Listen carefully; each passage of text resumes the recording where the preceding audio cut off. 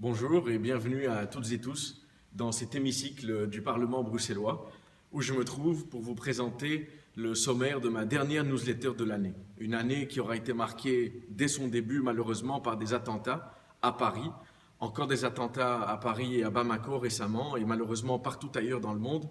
Un contexte qui est évidemment dur, qui est difficile, un sujet dont on a évidemment discuté ici au Parlement. Vous pourrez d'ailleurs trouver dans cette newsletter des extraits de mes interventions.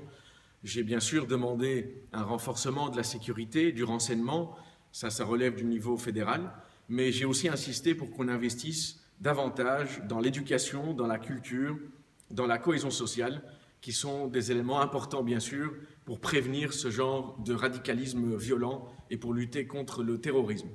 Vous trouverez aussi dans cette newsletter une proposition que je défends qui avance petit à petit, que j'espère voir aboutir en 2016. Ce sont des panels citoyens tirés au sort qu'ici, au Parlement, on pourrait convoquer. On inviterait des citoyens tirés au sort pour travailler avec nous, pour co-décider sur des sujets qui sont d'importance pour les Bruxelloises et pour les Bruxellois. Vous trouverez aussi dans la newsletter l'actualité de la ville de Bruxelles, une ville qui s'embourbe dans de grands projets qui sont un peu malmenés pour le moment, comme le stade ou le piétonnier, qui posent beaucoup de questions, et de grands projets qui s'embourbent et qui sont faits au détriment des habitants.